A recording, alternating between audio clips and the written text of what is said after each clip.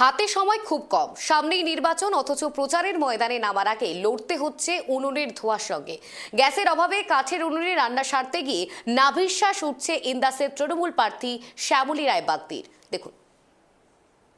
বাঁকুড়া জেলার একেবারে প্রান্তিক বিধানসভা কেন্দ্র ইন্দাস। এবারের নির্বাচনে ঘাসফুল শিবির এখানে আস্থা রেখেছে এক সাদামাটা গ্রাম্য গৃহবধূর ওপর। তপশিলি উপজাতির মুখ শ্যামলী রায় বাগদি এখন দিনরাত এক করে ভোট বৈতরণী পার করতে মরিয়া, কিন্তু এই লড়াকু প্রার্থীর পথে বাধা হয়ে দাঁড়িয়েছে রান্নার গ্যাসের আকাল। স্বামী, সন্তান আর সংসার সামলে প্রতিদিন প্রচারে বেরোন শ্যামলী, কিন্তু বাড়িতে রান্নার গ্যাস নেই। কেন্দ্রীয় সরকারের নিয়ম অনুযায়ী ৪৫ দিনের আগে মিলছে না দ্বিতীয় সিলিন্ডার। ফলত বাধ্য হয়েই কাঠের উনুনে রান্না সেরে তবেই বাড়ি থেকে বেরোতে পারছেন তিনি। এর ফলে যেমন বাড়ছে পরিশ্রম, তেমনি নষ্ট হচ্ছে মূল্যবান সময়। প্রচারের অন্তিম লগ্নে যখন প্রতিটা সেকেন্ড গুরুত্বপূর্ণ, তখন উনুন জ্বালাতে গিয়ে প্রতিদিন অন্তত ২ ঘন্টা দেরি হয়ে যাচ্ছে তার। প্রার্থীকে ছাড়াই অনেক সময় অপেক্ষা করতে হচ্ছে দলীয় কর্মী সমর্থকদের। প্রচারে বেরোবো, কিন্তু প্রচারে বেরোতে যাবার আগে